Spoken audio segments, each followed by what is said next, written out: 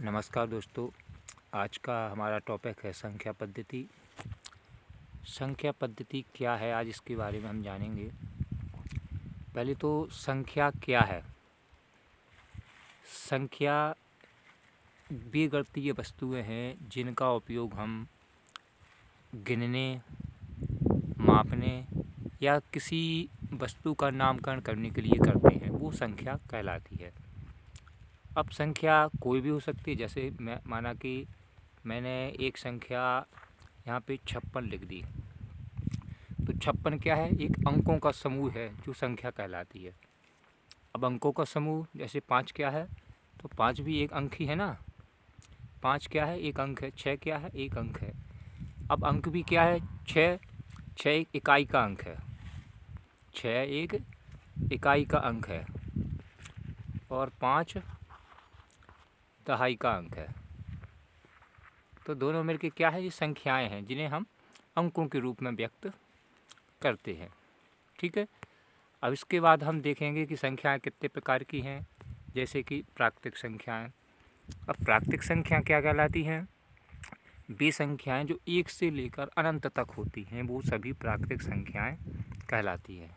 जैसे कि 1 से लेके हम गिनते जाएं, 1 2 3 4 5 6 वगैरह वगैरह अनंत तक, जिसका कोई भी अंत नहीं है, वो क्या कहलाती हैं? प्राकृतिक संख्याएं।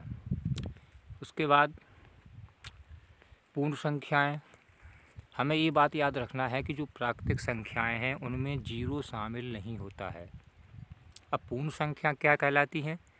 अब पूर्ण संख्याओं में क्या किया कि जीरो को शामिल कर दिया, यानी कि जीरो से लेके अनंत तक जितनी भी संख्याएं हैं वो सारी पूर्ण संख्याएं कहलाती हैं। ठीक है। इसके बाद हम बात करेंगे पूर्णांक संख्याएं। अब प्राकृतिक संख्याएं हमने समझ ली, पूर्ण संख्याएं समझ ली, अब पूर्णांक संख्याएं क्या है। अब आपने ये ध्यान दिया हो कि जो प्राकृतिक संख्याएं थी 1 से लेकर अनंत तक, उसमें जीरो नहीं था, तो पूर्ण संख्याओं में हमने जीरो को शामिल कर दिया, तो जीरो से लेकर जो अनंत तक हो गई वो पूर्ण संख्याएं कहलाने लगीं। अब उसके बाद पूर्णांक संख्याएं क्या हैं? अब जैसे माइनस ऋणात्मक से लेके धनात्मक अनंत तक जो संख्या होती हैं वो पूर्णांक संख्या कहलाती हैं। जैसे कि अनंत से लेकर -2 -1 0, फिर प्लस का 1, फिर प्लस का 2, फिर प्लस का 3 और अनंत तक जो भी संख्याएं होती हैं वो संख्याएं पूर्णांक संख्याएं कहलाती हैं। यानी इसमें सारे अंक हैं, माइनस के भी हैं और प्लस के भी हैं, तो ये सारी पूर्णांक संख्या कहलाती हैं। उसके बाद हम देखेंगे भाज्य संख्याएं और अभाज्य संख्याएं क्या हैं। अब अभाज्य संख्या क्या कहलाती हैं? वे सभी संख्याएं जो कि 1 से या स्वयं खुद से विभाजित होती है, वो सभी संख्याएं अभाज्य संख्याएं कहलाती है। कैसे? जैसे सबसे छोटी अभाज्य संख्या क्या है? 2।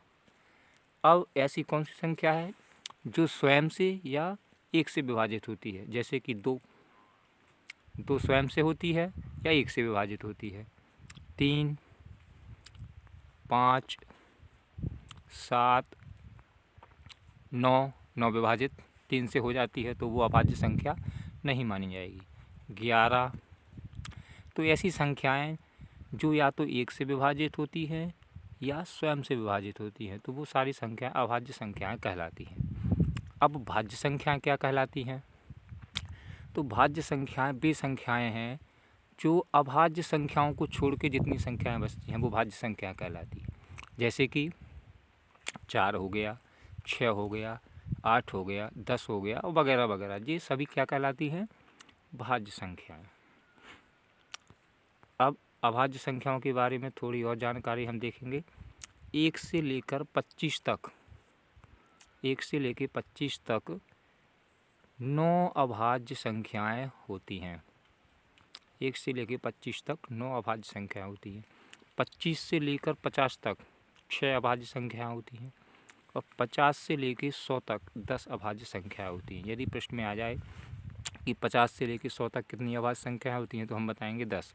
यदि प्रश्न में आ जाए कि 1 से लेकर 100 तक कितनी अभाज्य संख्याएं होती हैं, तो टोटल कितनी होती हैं? 25। कितनी होती हैं? 25। 1 से लेकर 100 तक 25 अभाज्य संख्याएं होती हैं।